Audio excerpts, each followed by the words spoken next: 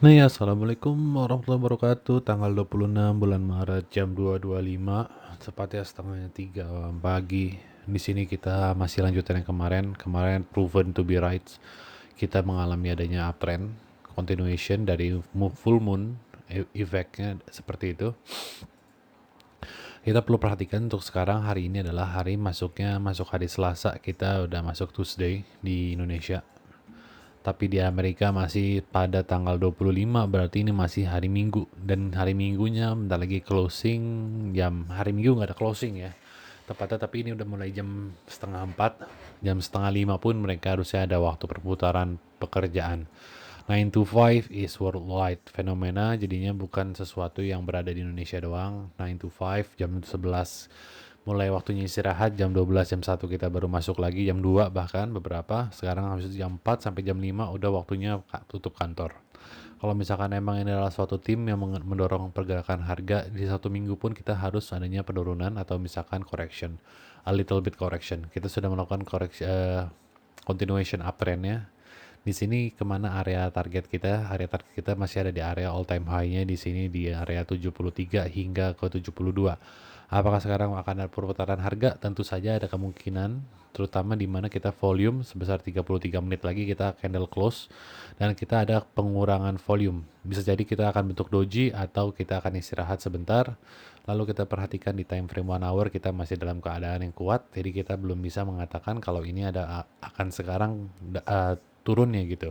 Untuk BTC sangat kuat, ditambah lagi kita akan ada kedatangan data BTC.T, dominansinya juga meningkat, berhubungan dengan juga BTC yang meningkat, berarti interest terhadap marketnya berubah menjadi lebih baik. Terus kita perhatikan di USDT.T kita ada penurunan, ya, penurunan yang cukup deras. Berarti kita kemungkinan ini akan continuation dari downtrend sini ke bawah. Ini kok tren nggak biasaan nih, hilang lagi. Oke, baru muncul. Oke, di sini ada trennya sudah ada. Ya, di sini trend line yang kemarin saya bilang awalnya di sini awalnya trend line-nya adalah suatu support, lalu dia di break di sini dan akhirnya di retest satu kali, dua kali tetap tidak berhasil untuk menembus resistance, dan dia mengenai LTF supply, terus ada candle doji satu kali dan dua kali, setelah itu ada candle bearish, berarti menandakan adanya continuation untuk pola bearishnya, dan kita telah di break uptrend untuk USD pada saat ini. Level ini dikenai, lalu ada continuation untuk hanya retest level topnya di sini, lalu ada continuation downtrendnya. Nah, oke, untuk time frame 4 hour, di time frame daily yang kita masih perhatikan, kita masih dalam keadaan downtrend, dan kemarin dia baru aja retest di level moving average 20. Jadi kemungkinan ini akan continuation, dan continuation setelah ini akan sangat-sangat strong untuk cryptocurrency secara keseluruhan. Take notes, kita juga berada di pola yang sangat baik untuk, karena ini total dan USD adalah candle yang keterbalikan aja, nggak ada perbedaan sebenarnya. Cuman ini biasanya kita bias, kita melihat total kita turun, USD kita nggak bisa melihat, kalau kita melihat harga turun kita sulit. Jadi kita pakai USD.T untuk melawan bias kita saat harga kripto tuh mulai turun, saat kita melihat USD.T meningkat, jadinya kita bisa setidaknya melawan biasnya kita itu. Oke, di sini ada level shockwave itu berhasil untuk dilawan, untuk ditembus, dan kita sudah dalam continuation uptrend. Saat level ini dan ini sudah ada di one, uh, kalau misalkan dia pullback kemungkinannya di 246 untuk crypto, untuk total. Kurang lebih begitu sih, nothing news, nggak ada sesuatu yang sangat signifikan pergerakannya, nggak ada yang perlu diupdate. Tetap kita perlu diperhatikan total adalah suatu range, sekarang total dalam suatu range dari level 2125 hingga ke level 27, dan continuation total kita masih akan melanjutkan ke arah all time high-nya itu di 3 triliun. Dan dari tahun ke tahun kalau misalnya kita tahu adanya pemasukan uang baru, new money, it will start from di atas 3 triliun ya. Jadi kalau misalkan di sini yang kita harus analisa adalah dengan dengan chart total, kita bisa belajar dua hal, yaitu adalah new money. Yang pertama, new money udah masuk apa belum, atau misalkan yang old money terus udah left the market. saat harga di sini adalah harga tertinggi ya kan, terus harga ada continuation turun, ada tren baru yaitu tren turun. Awalnya di sini masih dalam keadaan uptrend, uptrend, uptrend, dan dia masuk ke area top di sini, retest topnya, dan kembali ada bikin pola uptrend. Kemungkinan besar di sini karena di sini marketnya sangat memboringkan, ini boring, old money udah keluar, dan saat harga masuk ke sini baru ada new money, yang old money mungkin masih disbelief. New money pun belum ada seberapa yang masuk di sini. Lalu kita ada continuation uptrend, di sini ada shockwave area. Lalu ada continuation dan kita sideways selama 1, 2, 3, 4 dan kita belum left area shockwave di weekly belum ya. Kita masih di area akumulasi di weekly-nya itu, garis kuningnya ini. Oke, saya rubah menjadi shockwave area juga biar warnanya ungu semua, biar jelas. Tapi kita belum masuk ke area FOMO atau area new money, public participants ya belum meningkat sangat banyak. Jadi sekarang yang saya lihat adalah momentum atau orang-orang yang masuk adalah new money tapi masih sedikit, old money udah ke wipe out. Dilihat dari mana? Dilihat dari X, pemain-pemain dulu yang dulunya sangat-sangat berisik di cryptocurrency sudah mulai berhilangan dan diganti oleh pemain-pemain baru. Influencer-influencer baru di dunia cryptocurrency. Yang old money-nya sudah banyak di wipe out. Jadi, untuk kita yang masih bertahan, untuk orang-orang yang masih lama sudah masih bertahan atau yang masih baru, diperhatikan nanti di level 3 ini harus diperhatikan karena historically saat level ini terkena ya total ada yang exit the market secara besar-besaran. Kalau hal itu terjadi lagi, kita akan ada return to base ke area di sini. Balik lagi ke 24 yang sebagai area support. Historically dari sini dia turun kemana? Ke area 19. Berarti ada penurunan sebesar 36%, 35% dari top. Dan kita ada historically juga di level yang kurang lebih sama dengan sekarang. Kita ada pullback ke area sebesar kurang lebih sama 35%. Oh, 27% aja di sini. 27% sebelum ada continuation last leg ke atas. Dan kita sebelum itu ada all time high-nya yang di retest, correction, continuation, di sini retest resistance tidak berhasil, pullback, terkena moving average 20, continuation ke atas. Dan di sini ada sell off ke area 2,05 hingga 19. Oke, jadi ini quite deep. Untuk di weekly ini quite deep. Pullback-nya quite deep. Jadi untuk di sini yang pertama kali untuk resistance atau pullback itu sangat juga terjadi, jarang untuk sekali uptrend itu langsung di break itu jarang terjadi ya. Namun total adalah sebagai kiblat kita arahnya secara keseluruhan, apalagi di weekly kita dalam keadaan uptrend. Kita masih very very long, untuk continuation-nya masih sangat jauh. Jadinya yang kita ingin lihat di dalam chart total adalah dia continuation ke uptrend, dia bikin consolidation di atas ini, continuation uptrend. Dan disitulah baru berita-berita seperti CNBC semuanya akan mengiklankan cryptocurrency sebagai bubble. Setelah bubble, dia akan memberitahu kita sekarang kapan nih harganya meledak. Mungkin harga cryptocurrency udah di sekitar 90 hingga 100 pada saat itu. Jadi kita harus berhati-hati pada total. Nah, bukan berhati-hati, malah kita akan melihat itu sebagai potensi untuk melakukan pembelian yang lebih banyak pada altcoin. Bagi yang sudah banyak, kita bisa mengambil profit taking. Jadi tekniknya adalah kalau misalkan untuk kita biar nggak wipe out sama market ya. Yang pertama, dalam keadaan bull market seperti ini, jangan gunakan futures atau perpetual.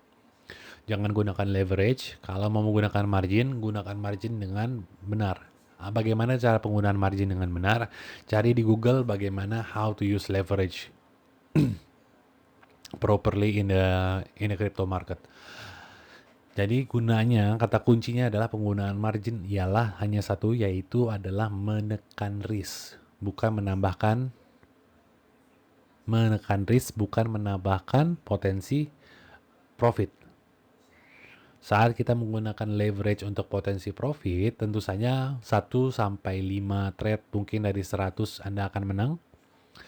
1-5 dalam 20 trade Anda mungkin menang, tapi akan lamban laun Anda akan ke wipe out.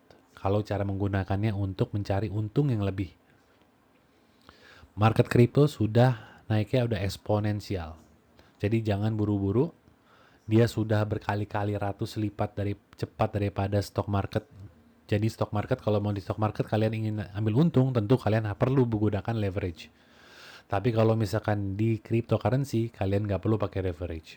Kalian cukup pakai spot market, dia sudah harganya sudah meningkat berkali-kali lipat jauh harganya. Jadinya santai, kita main dalam one year, 2 years, kita kumpulkan semaksimal mungkin dengan menggunakan spot market. Setidaknya kalau kalian masih awam dengan menggunakan spot market, kalian nggak pakai stop loss pun, kalian waktu dia drop 30% kalian masih holding, dan dia masih ada pullback ke atas, kalian tidak ke wipe out dan kalian masih megang uang itu. Kalian setidaknya punya harapan uang itu kembali ke level awal, Anda beli, setidaknya Anda bisa break even, atau harga bisa terbang lebih tinggi.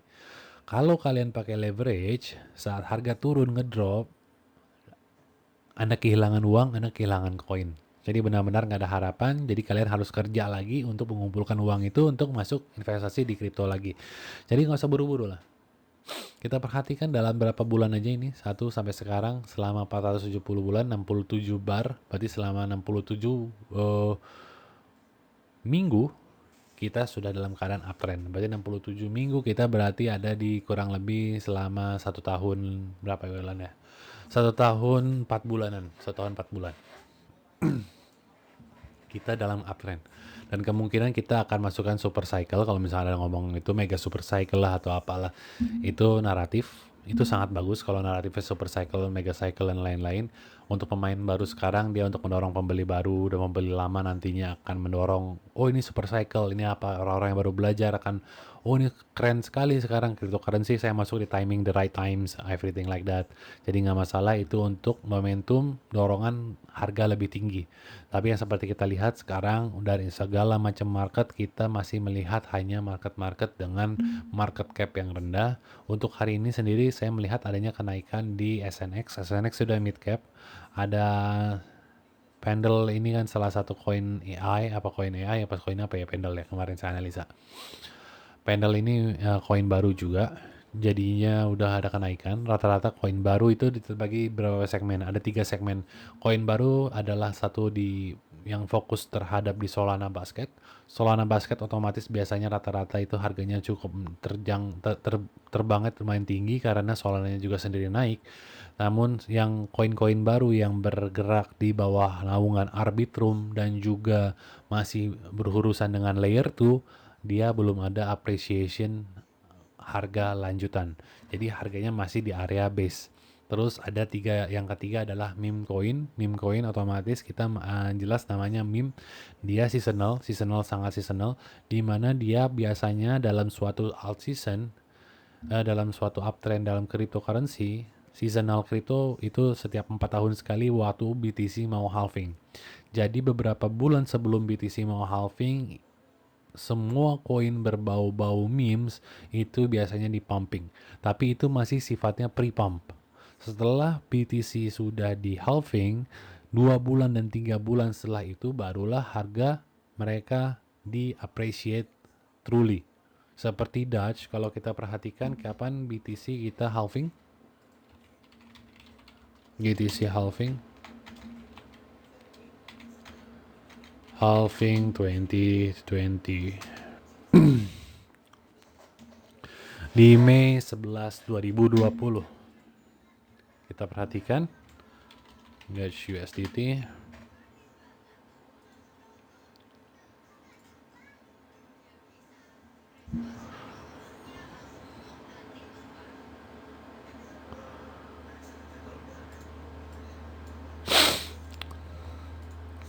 Mei 11, 2020. April, Februari, Maret, April, Mei. Oke, berarti di candle ini ya. Di sini ada halving. Halvingnya untuk BTC. Setelah itu kita waktu itu jelas ya, waktu ada karena adanya COVID seperti itu dia turun, dia ada mulai ada kenaikan, sideways, terus ada penurunan sebentar, baru ada pre-pump yang pertama. Tapi lihat sebelumnya. Sebelum adanya pumping, sebelum altcoin pumping, sebelum BTC halving, dia pun ada pre-pump pertama kali, terus ada throwaway. Nah, throwaway di sini pertama kali ini disebabkan karena apa? Ini disebabkan karena adanya waktu itu bulan Maret semuanya bloody March. Semuanya hancur, stocks, emas, semuanya. Sampai cryptocurrency pun hancur juga bulan Maret. Itu semuanya. Nggak ada terkecuali. Semua masuk ke cash.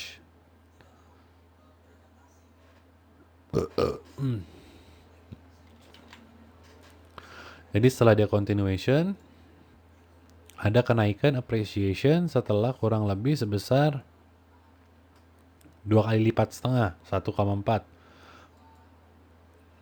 Namun kalau misalnya kita perhatikan lamanya, dia berdiam selama 3 bulan sebelum ada first uptrend.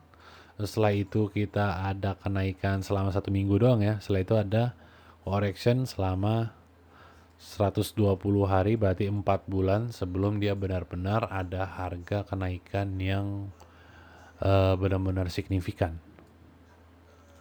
Berarti kalau kita hitung lamanya dari sebelum dia benar-benar pumping yang sesungguhnya, itu dibutuhkan 189 hari, berarti setengah tahun, berarti 6 bulan. Lalu bagaimana dengan Shiba? Kapan dia mulai masuk?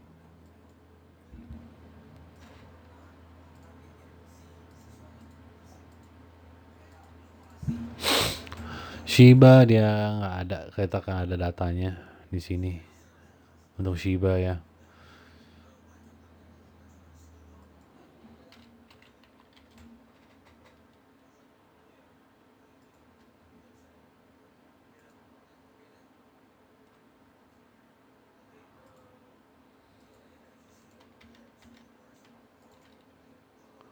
Kita pakai ini Shiba USD, masukin crypto new price scale. Ya ini kita hapus. Ini lebih telat lagi daripada Binance. Datanya lambat. Ini baru terdaftar pada bulan 6 September, baru masuk dia ke decentralized exchange. Sebelumnya dia pumping itu di pasar yang biasa.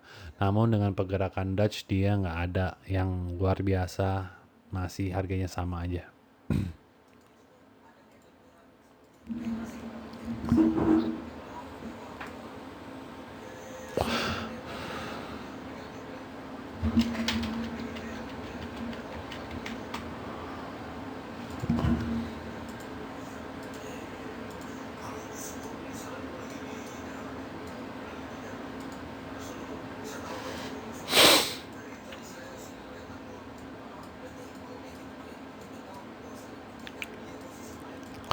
Kalau kalian bisa momentum yang tepat, waktu itu saat adanya cryptocurrency Dutch sudah berhenti, di sini dia baru pumping. Ada kenaikan sebesar kurang lebih hampir 100 di 9 kali 9x di Shiba. Setelah Dutch sudah selesai, setelah itu Shiba running juga. Berarti uangnya masih, market makernya masih yang sama. Karena dia setelah itu ya. Setelah itu dia sudah selling Dutch, dia akhirnya pumping si Shiba. Shiba di drop, dia ada continuation, downtrend, continuation, setelah itu dia punya pergerakan yang sama. Dengan sekarang Dutch ini masih di undervalue terhadap Shiba. Jadi kita kalau Dutch ini nanti long termnya juga akan lebih overvalue terhadap Shiba. Dan kita harus ingat siapa yang nge-backup Dutch di balik Dutch gitu ya. Ada Elon Musk. Dan Elon Musk berkata kalau misalkan penggunaan Dutch akan digunakan sebagai payment untuk Tesla nantinya. Hanya itu baru Tesla, belum nanti di Twitter dengan penggunaan base terbesar cryptocurrency. Jadinya sangat bullish untuk Dutch karena hal itu nggak ada masalah. Karena kita punya fundamental yang cukup kuat terhadap pergerakan cryptocurrency didorong oleh Allen. Karena historically waktu itu harga terbang dari sini itu pun karena Allen ngepost masalah Dodge. Dan harga benar-benar go parabolik setelah dia berbicara seperti itu. Saat itu dia ada kenaikan sebesar dari sini, kalau misalnya telat aja bye. Ada kenaikan sebesar 8.000. Jadi kalau misalnya untuk sekarang apakah hal itu mungkin terjadi lagi? Kalau dia accumulationnya kurang lebih selama 6 bulan seperti di sini, kita akan ada kemungkinan kurang lebih seperti itu terjadi lagi, sangat mungkin. Ya, di sini 27.000 ya, berkali-kali lipatnya. Sekarang kalau kita perhatikan juga, di sini ada base harga return ke arah di sini. Ya, ini sebagai area base-nya. Kalau kita menggunakan chart logaritmik, kita masih dalam keadaan uptrend yang belum di break di chart monthly. Di monthly kita masih sangat cantik. Kalau kita menggunakan chart namanya Fibonacci, kita ambil tarik aja dari atas sini ke bawah. Target 16-nya ada di level sini, 119. Itu target dengan menggunakan Fibonacci. Dengan penggunaan dengan AB, kita berada di 39 hingga 33 dolar per Dutch. Nah, itu target terakhir saya di area di situ untuk Dutch coin. Saya nggak harap lebih. Kalau misalkan di sini udah, walaupun misalnya harga bisa 100 dolar is possible, but saya nggak berharap ke sana. Cuman target saya yang pertama, saya untuk sell off itu ada di 33 hingga 39 untuk Dutch. Karena kesana pun dia sudah meningkat sebesar 20.000. Kalau misalkan ini the third leg untuk suatu Dutch, kalau misalnya super cycle, mega cycle atau apalah itu, kita continuation ke sini masih sangat possible, masih sangat possible. Dan untuk berapa lama kita untuk terbang seperti itu, kita ngeliat dari bottom sampai ke atas ini kita membutuhkan sebesar 426 hari, berarti 1 tahun 4 bulan. Kalau misalkan di sini kita berada sudah di 300, kalau misalkan kita itu 465 hari, kita akan berada di 1 Oktober 2024 baru kita akan pumping. Kalau ini sebagai area bottomnya. Dan kita masuk ke bulan Oktober, di mana sebelumnya nih ya, kita harus berhati-hati nanti di bulan September. Di bulan September mostly cryptocurrency semua itu turun. Kita lihat history BTC USDT saat dia lagi uptrend 2017 sampai 2018 ini udah failing. Kita lihat BTC USD di indeks time history price index September, Oktober turun, Agustus, September, Oktober. Ada penurunan, ini monthly. Itu memang lagi tahunnya bearish ya. Kita pengen lihat 2016 sampai 2017. Kita lihat di bulan Juni, Juli, Agustus, September. Nah, bulan September dia ada candle doji di sini ya.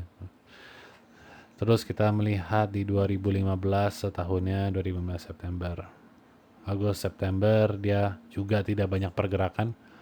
Agustus September dia pergerakannya cukup lambat, dan Oktober baru dia terbang lagi. 2001 kita perhatikan juga, 2001 dia mau pumping. 2020 Juni, Juli, Agustus, September dia candle doji seperti itu. April, Mei, Juni, Juli, Agustus, September doji. April, Mei, Juni, Juli, Agustus, September doji lagi. Jadi most of the price action di bulan September itu bearish, atau enggak dia bakal doji. Nggak ada pergerakan di bulan September. For the reason, saya kurang tahu untuk apa, kenapa dia bisa seperti itu. Namun seperti itulah kurang lebih sekarang yang terjadi. Kita di monthly di sini udah breaking all time high ya, masih di weekly. Dan kita monthly ini kita harus dalam 6 hari ini kita harus break above 70 untuk kita benar-benar masuk ke dalam alt kita. Untuk BTC kita benar-benar repricing sangat kuat di yearly atau di 3 month. Candle 3 month sangat bernilai kalau bisa dianalisanya menggunakan candle 3 months. Karena ini quarterly. Sebulan dibagi 5, sebulan dibagi 4. Satu candle kalau misalnya kita bagi 4 itu menghitung jadi 1 tahun ya, hitungan per tahun. dan kita masih dalam keadaan yang sangat-sangat bullish untuk 3 monthly, dan kita masih continuation uptrend. Untuk BTC there's the moon over the roof, jadi aman. Kita lihat Ethereum juga, kita lihat di 3 months kita nggak ada masalah. Continuation di sini ada candle bear, ada apa namanya, ada engulfing di candle 3 months. Sebelumnya juga kalau kita mau main lebih parah lagi, di sini ada candle engulfing. Jadi signalnya sudah dari jauh-jauh hari di 18, di 19 dia breakout, di sini sudah engulfing di 3 months. Terus kalau misalnya kita melihat analisa yang lain, misalkan seperti Choti pun di sini ada engulfing, semua mostly engulfing. Solana di sini engulfing, nggak sini nggak engulfing, ini antar entry candle doji. Setelah itu di sini ada sebutannya apa, dominant break buy, di mana satu candle diikuti 3 candle bullish setelahnya.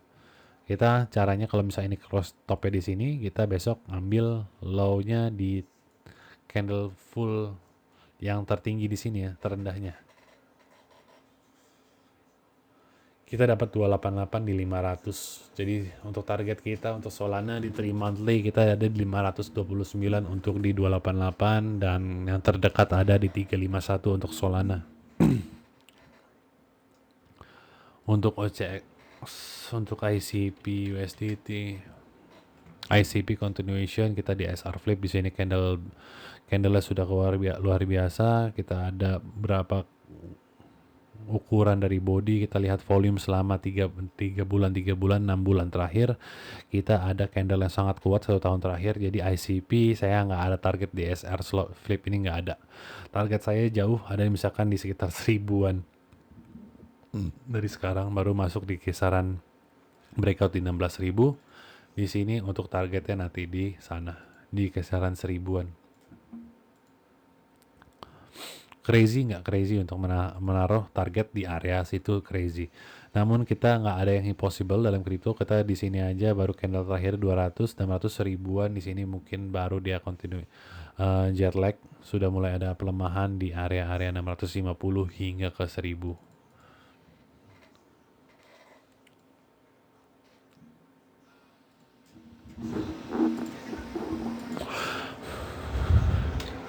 ARB USDT. Di sini ada candle engulfing nggak? Engulfing di sini nutupin, dan ada candle, satu candlenya bentuknya seperti shooting star ya, untuk kayak misalkan OP USDT pun dia bentuknya nggak lebih sehat OP USDT dibandingkan dengan ARB. Kalau misalkan dalam ARB dalam 6 hari ini dia bisa setidaknya candling di atas 50% dari candle ini, berarti dia kalau bisa kita lihat ya OP dengan Stark juga dengan teman-teman yang bersifatnya L2, Metis juga, Metis USDT. Bentukannya semua sifatnya terlihat luar biasa bagus, tapi kita belum melihat adanya kenaikan untuk di candle chart ARB. Di sini pun datang dari chart 10 dan dia sudah ada kenaikan sebesar 1000 kali lipat untuk Metis, dengan ini mereka fungsinya sama, Metis dan lain-lain fungsinya sama. Tapi ARB belum sama sekali di repricing. Jadi kalau misalkan ini mulai repricing, ARB we are gonna be very repricing quickly. Jadi untuk ARB, keep eye on ARB untuk jangka dekat ini. Kalau misalkan dia berhasil untuk menutup di atas candlenya sama seperti OP dan Metis pun sudah mulai adanya pembaikan pada candle 3 monthly-nya. OP USDT, kita lihat OP USDT seperti ini, Metis USDT seperti ini ya, udah di atas 50%, sedangkan ARB USDT sedang dalam keadaan yang undervalue menurut harganya. Dia pun baru saja menjual untuk aset grupnya untuk membayar timnya gitu, hanya dijual. Nah sekarang kalau misalkan ada nilai yang masuk, sekarang sudah waktunya untuk dalam 1 minggu ini HRB itu repricing lebih tinggi. Wild kita lihat masih sangat bullish 3 monthly, jangan sell sebelum 3 monthly ada candle. Kalau untuk long term ya, kita berpikir long term Wild jangan sell dulu selama masih dalam membentuk uptrend candle by candle di 3 months. Di monthly juga kita melihat masih continuation, di sini engulfing, jadi masih sangat kuat momentumnya. Di weekly pun kita melihat hanya sideways selama 5 minggu, dan baru membentuk 5 minggu, jadi tahan.